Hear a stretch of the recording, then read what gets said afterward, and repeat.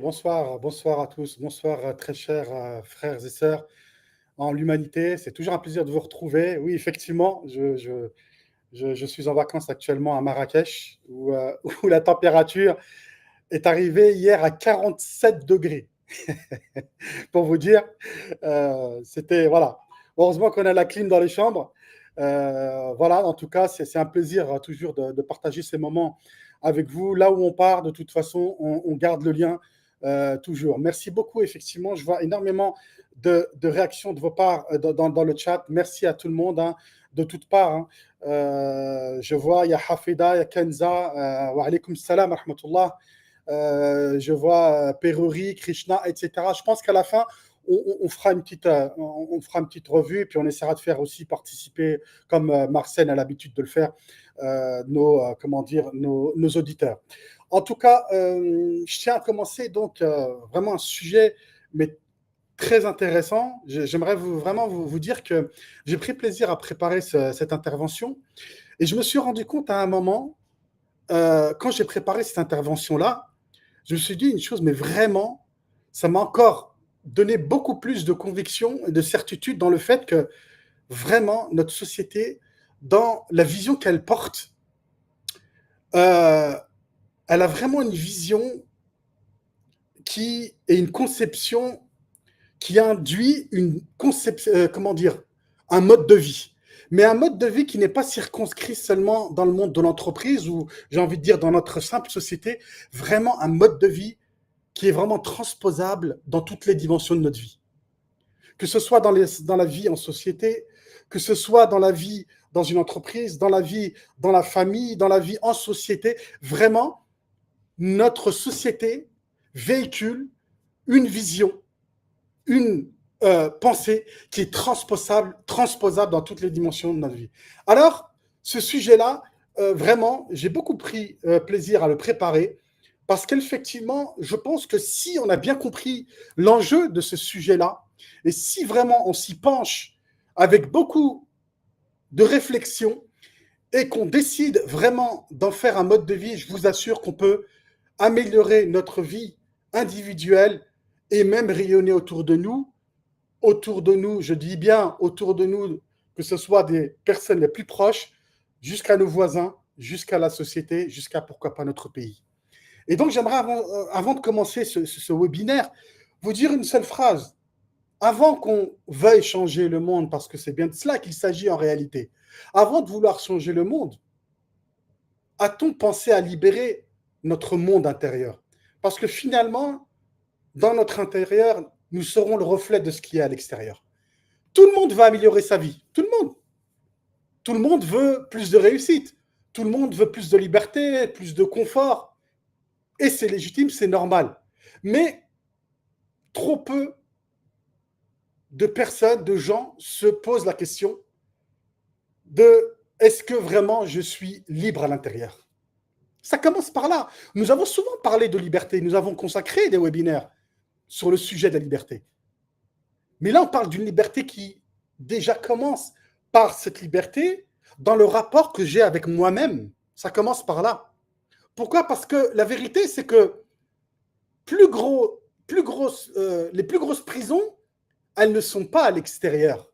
Les plus grosses prisons, elles sont en nous, dedans, dans ce qu'on vit dans notre intimité. Et tant qu'on est attaché par nos propres chaînes, rien ne changera vraiment. Je vous assure, avec ce que j'ai dit seulement, on pourrait dire c'est fini. Hein. Mais ces chaînes, comme l'a dit si bien France, que je remercie vraiment, je remercie aussi Serge pour ces deux interventions qui sont très complémentaires. Hein.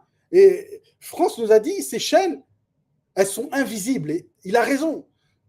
Et ces chaînes, alors, beaucoup ont tenté de les identifier, parce qu'on parle d'identification, comme l'a aussi dit dans sa conclusion France. Elles sont là, elles nous emprisonnent, elles nous empêchent d'avancer. Alors, je vais essayer de vous en donner quelques-unes, même si elles ne sont pas exhaustives, parce qu'il faudrait en réalité beaucoup plus de temps pour les exposer. En tout cas, celles qui reviennent le plus souvent, de par, en tout cas, les recherches qui ont été faites par les psychologues, par les comment dire, les spécialistes dans la sociologie, c'est les mêmes choses qui reviennent. Les passions, les bas instincts qui nous contrôlent, les penchants qui dictent nos réflexes. Vous avez aussi ce qu'on appelle, pour ceux qui connaissent un petit peu la psychologie, les croyances limitantes, hein, qui nous empêchent même d'essayer. Et vous avez des éléments que beaucoup oublient aussi. On parlera aussi de celui-ci parce que en réalité, il est au centre de tout, c'est le cœur. Et je vous l'ai souvent dit, parce que dans nos décisions, vous savez, et je l'ai dit et j'aime à le répéter, dans nos décisions, toutes les décisions que l'on prend, quelles qu'elles soient, savez-vous que, et j'ai passé en revue, hein, vous savez, c'est un sujet qui me passionne beaucoup, et que ce soit les sociologues, que ce soit les psychologues, les philosophes, tous sont unanimes à dire que dans nos prises de décision dans nos vies, quelles que soient les décisions que l'on prend, d'accord, le cœur pèse 80 à 90% dans la balance. D'accord? Parce qu'il n'y a pas le cœur. Il y a toute une, j'ai envie de dire, quelque chose un combat entre le cœur, la raison, les instincts, etc. Eh bien, vous savez, c'est le cœur qui l'emporte toujours. Et tant que ton cœur il est enchaîné, ton esprit ne sera jamais vraiment libre. Tu peux avoir une tête bien faite. Tu peux avoir les meilleures conceptions de la vie qu'on puisse imaginer. Mais si ton cœur est enchaîné, tu n'agiras pas en conséquence de ton esprit, de ta rationalité. Tu seras prisonnier de ce cœur qui est baigné dans l'envie, etc. et le reste. Vous avez un auteur qui a écrit un livre qui est excellent. Bon, il est en arabe, hein, mais il a été traduit, je pense, il faudra que je vérifie, hein, qui s'appelle Ahmed El-Qandousi. Il l'a très bien expliqué et il a appelé ce livre-là Masajin al-Khams, les 5 prisonniers. Les 5 prisonniers. Et il y décrit 5 contraintes majeures qui nous enferment. Vraiment, un livre très intéressant. Il parle de la peur, du doute, le regard des autres aussi, parfois, qui peut effectivement nous emprisonner, l'attachement parfois au passé, et merci à France qui l'a rappelé tout à l'heure, et je crois Serge également en a parlé, et les croyances limitantes. Je vous en ai parlé tout à l'heure. Je vais tenter d'en donner quelques exemples rapidement. Je vais essayer de ne pas être trop long parce que c'est un sujet qui me passionne et je sais que si je commence à partir, je ne vais plus donner la parole aux autres. Donc, il explique que pour s'en libérer, en tout cas rapidement, hein, je vous la fais rapide pour ne pas prendre trop de temps, il dit qu'il faut d'abord prendre conscience de leur existence. Tant que vous n'avez pas pris conscience de ce qui vous emprisonne, et aussi France a dit tout à l'heure, il faut les identifier, merci, hein, également, il faut une identification bien claire de ces prisonniers, de ces choses qui vous emprisonnent. Et d'en prendre conscience, parce que l'identification et la prise de conscience, c'est 2 niveaux différents, ce n'est pas la même chose. Ensuite, il faut cultiver en vous la confiance. Il faut aussi accepter le changement, nous dit-il. Et il nous dit également, il faut pratiquer le lâcher-prise. Alors, aujourd'hui, rapidement, on va voir comment rapidement identifier ces chaînes, comprendre comment elles se forment et surtout comment s'en libérer rapidement en nous appuyant sur la vision de notre entreprise qui ne peut pleinement réussir qu'avec des membres fondateurs, qui sont libres intérieurement. Donc, vous avez déjà une chose, c'est que identifier les chaînes intérieures, c'est identifier les mots M-A-U-X que l'on ne voit pas. On ne se libère pas de ce qu'on ne connaît pas et de ce qu'on ne voit pas. Il faut les identifier. Et donc, pour pouvoir les voir, même s'ils sont invisibles, il faut les identifier pour en tout cas en avoir une vision claire. Donc, vous avez d'abord les passions et les bas instincts. J'en ai parlé tout à l'heure en introduction. Ce sont ces envies qui prennent le dessus sur ta raison. D'accord, hein? Par exemple, la colère qui va te faire réagir au lieu de te faire réfléchir. Parfois, il y en a qui se mettent en colère, ils ne réfléchissent plus. Pourtant, ils sont intelligents en temps normal. Vous avez l'avidité, quelqu'un d'avide, l'avidité va te faire courir après ce qui brille. D'accord? Et vous avez la recherche du plaisir également, rapide, immédiat, qui va te mettre à mal et sacrifier ton avenir. Dans notre entreprise, un membre fondateur qui, au lieu de préparer, par exemple, son réseau, bien de se former, va passer ses journées à s'agacer sur les réseaux sociaux, à faire de la concurrence avec les autres, à rester bloqué sur les rumeurs, bah, résultat, il va perdre du temps et il va saper sa motivation. Et notre entreprise, c'est pas ce qu'elle dit. Notre entreprise, elle veut pas qu'on soit esclave de nos humeurs. On ne peut pas bâtir un réseau stable. Ensuite, vous avez les penchants qui vont dicter ta vie. Ces habitudes automatiques qui te font agir par réflexe sans réfléchir. Tu vas te replier dès que c'est difficile. Tu vas éviter la confrontation même quand c'est nécessaire. Parfois, il faut la confrontation. Il ne faut pas l'éviter. Il faut aussi reporter ce qui est, comment dire, des habitudes, de reporter aussi ce qui est important. Hein, quand c'est important, il faut le faire rapidement et ne pas le reporter systématiquement. Par exemple, un membre fondateur qui veut organiser des réunions d'équipe, mais qui va repousser à chaque semaine. Pourquoi? Parce que, par exemple, il attend des nouvelles officielles, il dit que ce n'est pas assez frais, il n'y a rien à dire. Non, il y a des choses à dire, il y a une flamme à entretenir. Donc, ce penchant, il peut atteindre, ce penchant-là va nous pousser à rester dans un confort et ça va devenir une chaîne. Vous avez les croyances limitantes, j'en ai parlé tout à l'heure, et France nous l'a dit tout à l'heure. Vous savez, c'est la personne qui, les croyances limitantes, et les psychologues, c'est ce qu'ils font. Vous savez, un psychologue, il va repérer ces croyances limitantes qui sont en vous et il va les déconstruire. Il va d'abord les formuler clairement pour que vous puissiez les voir devant vous et ensuite il va défaire les nœuds, il va les déconstruire pour plus que ce soit des obstacles, pour que vous puissiez les affronter, les surmonter. Par exemple, une personne qui n'arrête pas de dire « je ne suis pas fait pour ça ». C'est trop tard pour moi, ça y est, c'est fini.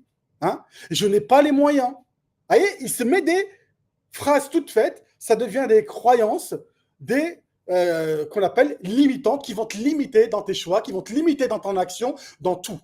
Et donc, ces phrases, elles te coupent l'élan avant même d'avoir essayé. Comme par exemple un membre fondateur qui va refuser d'apprendre à utiliser les nouvelles plateformes, persuadé qu'il n'est pas doué en informatique. Moi, je suis nul en informatique. Non, il ne faut pas te dire ça. Ça, c'est une croyance limitante. Alors que la réussite de notre société repose justement sur le fait de s'adapter. Vous avez aussi le cœur. Je vous ai parlé du cœur. Hein. Le cœur, il peut être gardien, mais à la fois, il peut devenir aussi prisonnier. Il faut faire attention. C'est à double tranchant. Le cœur, c'est pas je ne parle pas du cœur, ce muscle qui est ici à gauche.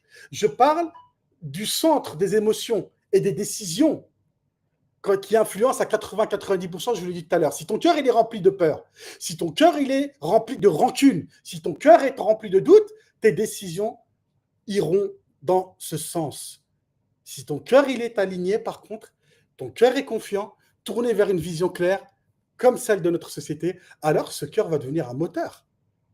Un cœur qui est apaisé et confiant verra un retard à ce moment-là, pas comme un échec, mais comme une préparation nécessaire. Un cœur qui est agité, lui, le vivra comme un abandon, un échec. C'est pour ça, ce cœur, il est important. Et pour le préserver, il faut arrêter de fréquenter des endroits qui sont toxiques. Ne fréquentez pas des personnes qui sont toxiques. Vous avez des personnes là, ils sont avec vous, ils vous envoient du poison. Tout le temps des paroles pour vous blesser. Tout le temps à se moquer de vous. Tout le temps pessimiste. Vous savez, il faut vous détacher de ces personnes-là. Il ne faut pas rester en présence de ces personnes-là. Ces personnes-là, elles ne feront que vous ralentir. Elles ne feront que vous mettre des bâtons dans les roues. Non. Fréquentez les gens qui sont positifs, les gens où il y a des bonnes paroles, que du positif. Ça va nourrir votre cœur et au fur et à mesure, vous savez, le fait de le nourrir, ça va vous libérer. Toutes ces chaînes vont partir de elles-mêmes. Donc, ces chaînes, elles se forment, elles se renforcent. Comment? Elles ne tombent pas du ciel, elles se fabriquent. On les entretient parfois sans le savoir. Et la répétition, elle crée l'esclavage. Chaque fois que tu cèdes à une passion, chaque fois que tu as une passion qui est mauvaise et tu y cèdes, bah, tu y cèdes, par exemple, tu cèdes à un vieux réflexe ou à une peur, bah, tu resserres un maillon encore de la chaîne, plus. D'accord?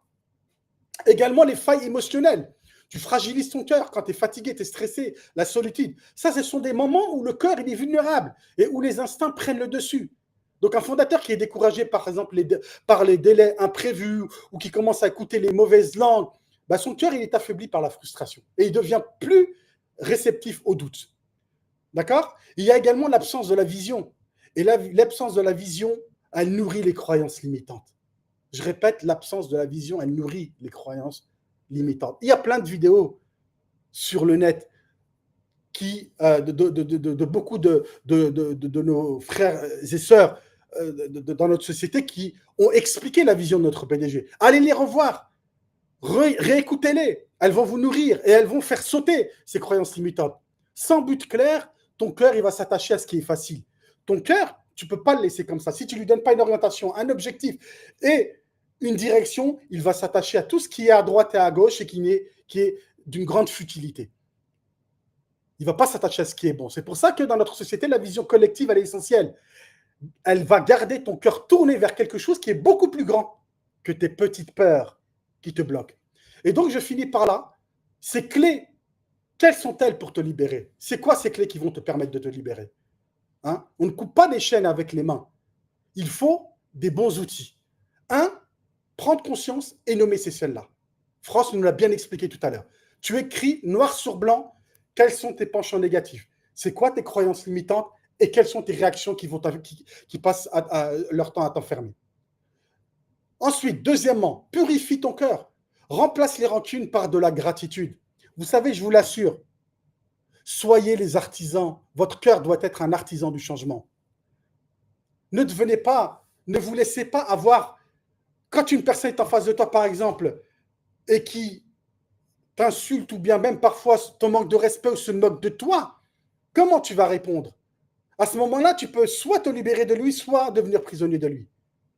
Et vous savez, il y a une expression qui dit « sois comme l'arbre fruitier ». Vous savez, l'arbre fruitier, quand tu lui jettes des pierres, il te répond par quoi?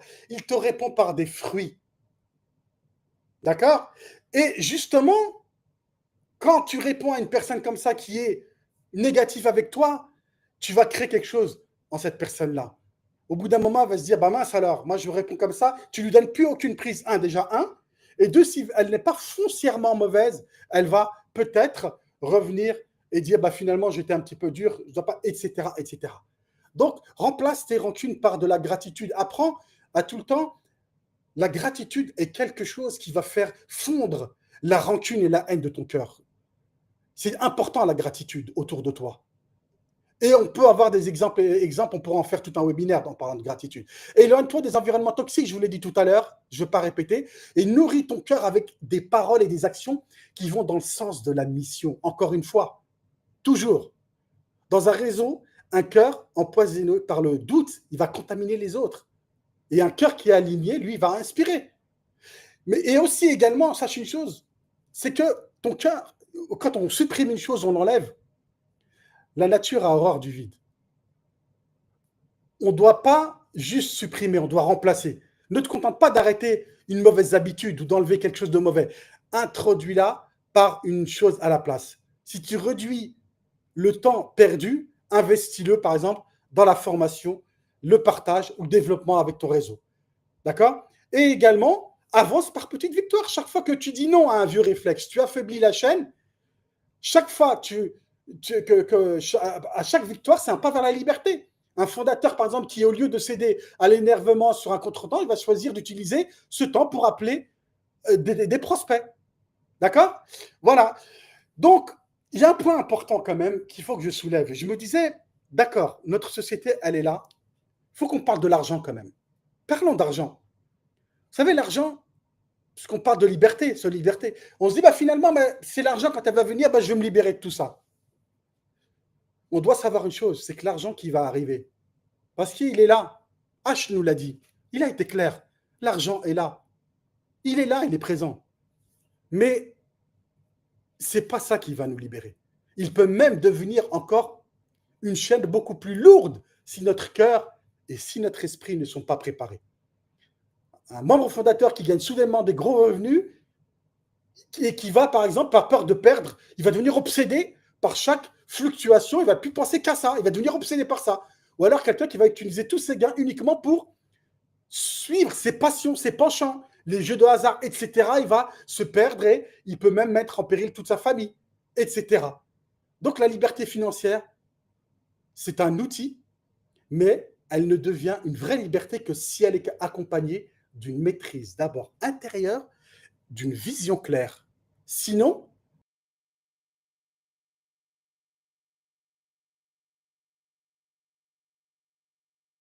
tes croyances te contrôlent, tu n'es pas libre. Mais dès que tu prends conscience que tu purifies ton cœur et que tu changes tes habitudes, tu vas redevenir maître de toi-même. Et donc, un membre fondateur, maître de lui-même, devient inarrêtable dans notre société. La liberté n'est pas donnée par le système, elle est donnée par l'homme ou la femme qui a su se libérer d'abord de l'intérieur. Je vous remercie. Excusez-moi si j'ai pris un peu de temps. Oh, merci, Saladin. Yeah, tu as pris un peu du temps, mais il le fallait parce que c'est